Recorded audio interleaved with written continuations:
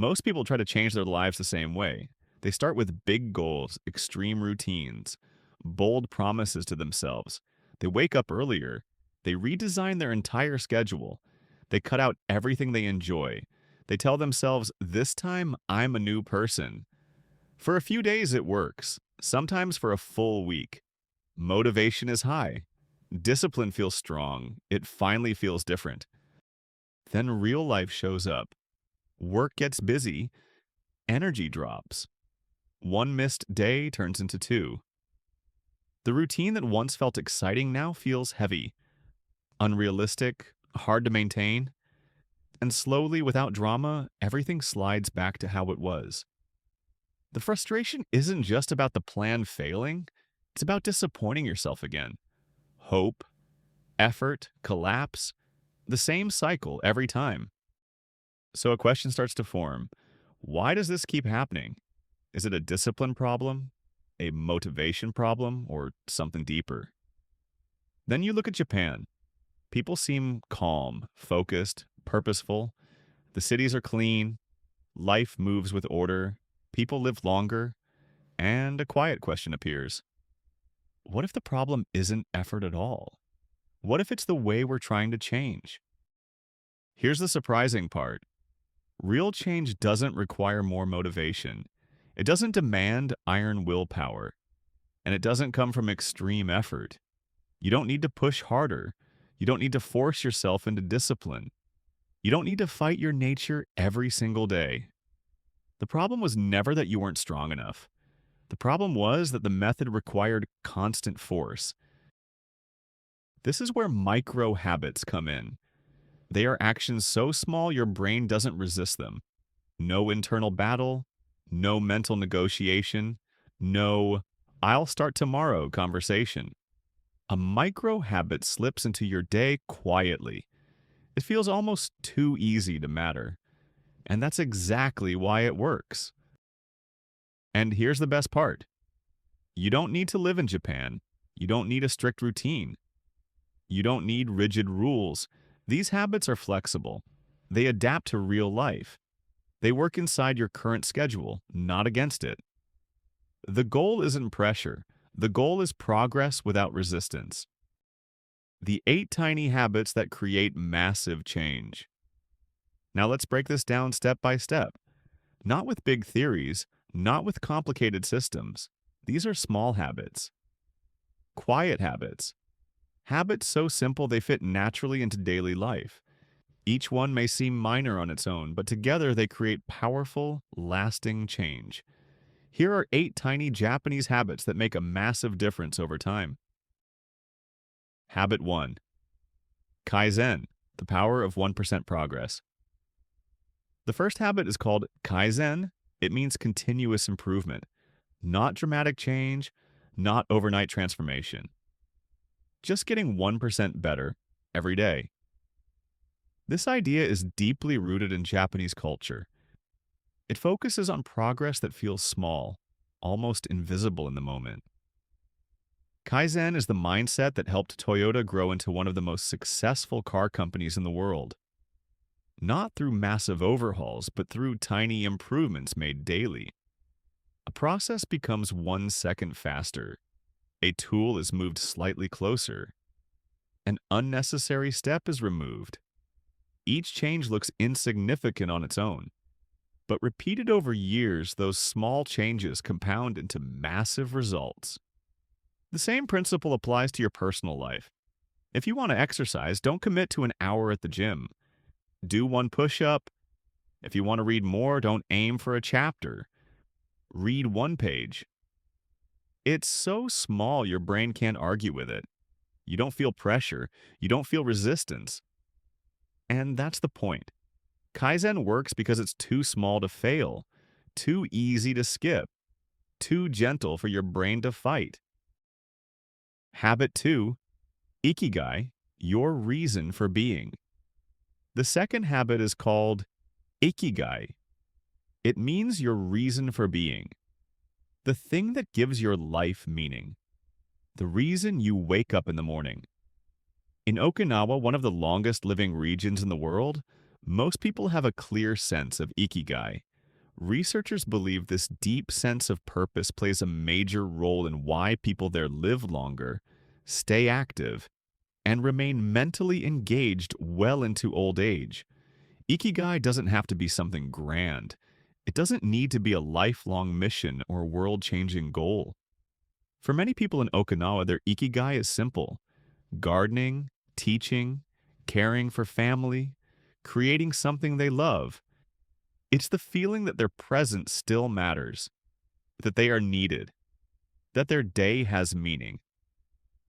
Traditionally, Ikigai is explored through four questions. What do you love? What are you good at? What does the world need? What can you be paid for? Where these four overlap, that's your Ikigai. You don't need the answers right away. Just asking the questions is enough to begin. Because when life has a reason, the body and mind tend to follow. Habit 3. Hara Hachi Bu.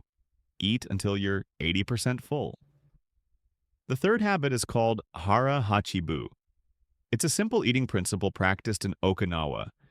Eat until you're about 80% full. Not stuffed, not uncomfortable, just satisfied. This habit isn't about restriction. It's about awareness, about listening to your body instead of letting the plate decide when you stop. Here's the science behind it. Your stomach takes about 20 minutes to signal fullness to your brain. When you eat too quickly or eat past that point, you often consume more than your body needs. Stopping a little earlier helps prevent overeating without effort. Researchers link this habit to lower inflammation, more stable energy levels, and better long-term health. To try Hara Hachi Bu, pause halfway through your meal. Breathe. Check in with your body. If you already feel satisfied, stop. If you're still hungry, continue slowly. There's no counting calories, no strict rules, no diet to follow. Hara Hachi Bu works because it teaches control without deprivation. You manage your eating without fighting it. Habit 4. Shinrin Yoku, forest bathing. The fourth habit is called Shinrin Yoku. It translates to forest bathing, but it doesn't mean exercise. And it doesn't mean hiking. It simply means spending quiet, intentional time in nature. Slowing down, being present, letting your senses take in what's around you. Japanese researchers discovered that time in nature lowers cortisol, the body's primary stress hormone. Heart rate slows, muscle tension eases. The nervous system shifts from stress mode to recovery mode. Trees even release natural compounds that support immune function and promote calm. You don't need a forest to practice Shinrin Yoku. A park is enough. A quiet street with trees works. Even a small green space can help. Walk slowly for 10 minutes. Notice the light, the air, the textures around you. Shinrin Yoku works because nature restores what stress depletes. It's a reminder that sometimes the best medicine is simply stepping outside. Habit 5. Wabi-sabi, finding beauty in imperfection. The fifth habit is called wabi-sabi. It's the Japanese idea of finding beauty in imperfection, in things that are incomplete, worn, or slightly broken. In this way of thinking, a cracked teacup isn't ruined. It's valued because it has been used, because it has lived. Wabi-sabi stands in direct contrast to perfectionism, the constant pressure to be flawless, to fix everything, to always be improving. Perfectionism drains energy. It fuels comparison, and it quietly robs joy from the present moment. Wabi-sabi offers a different perspective. Progress doesn't need to be perfect to be meaningful. Practicing wabi-sabi means appreciating life as it is, not waiting for the perfect version of yourself, not postponing peace until everything is fixed. Ask yourself, what can I appreciate right now? Exactly as it is. When you let go of perfection, you release unnecessary weight. and life feels lighter, more human, and easier to live. Habit 6. Gamen, quiet strength and resilience. The sixth habit is called gamen. It means enduring hardship with dignity, not denying pain, not pretending everything is fine. Gamen is about staying steady when things are difficult, holding yourself together without turning struggle into identity.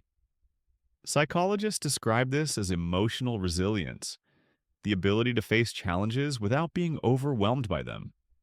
Instead of asking, "Why is this happening to me?" Gamen shifts the mindset to, "I can handle this." It's strength without performance, calm without an audience, a form of resilience that doesn't need to be announced. Practicing gamen doesn't mean suppressing emotions. It means choosing not to be ruled by them, not reacting to every difficulty, not turning every setback into a complaint. When you stop constantly expressing frustration, you conserve energy. You stay grounded. Gamen teaches that real strength often shows up quietly, steady, unshaken. That's the power of silent endurance. Habit 7. Omoyari, thoughtfulness toward others. The seventh habit is called omoyari. It means being considerate of others, thinking beyond yourself, even when no one is watching. In Japan, this shows up in everyday behavior. People lower their voices in public. They clean shared spaces. They act with awareness of how their actions affect others. This isn't driven by strict rules or enforcement. It comes from empathy, from imagining the experience of the next person.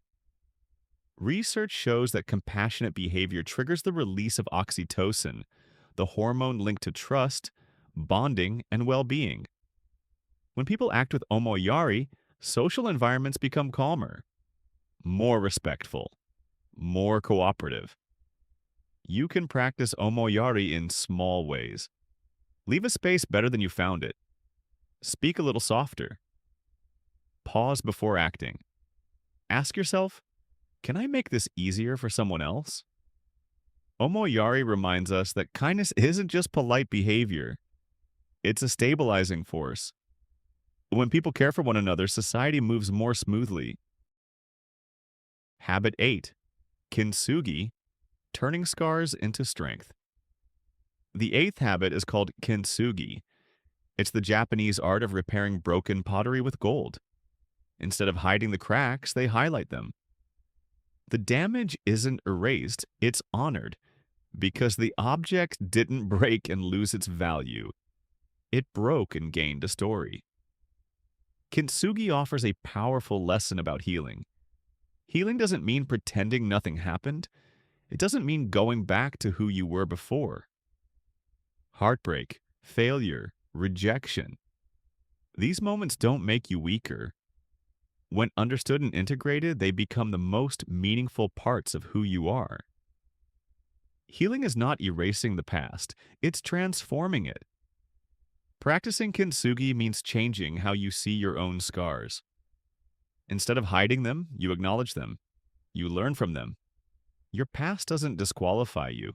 It shapes you. Kintsugi reminds us that broken moments can become sources of strength. You don't need to delete your past. You just need to understand it. Bringing it all together. Each habit stands on its own, but you don't need all 8. You don't need to change everything. Choose one, the one that speaks to you right now. Start tiny. Let it fit into your life naturally. Real change doesn't come from pressure. It comes from repetition without resistance. If one of these habits stood out to you, let us know in the comments. And if you enjoy simple, science-backed ideas that make growth feel lighter, consider subscribing. No pressure, no rush, just small steps taken consistently.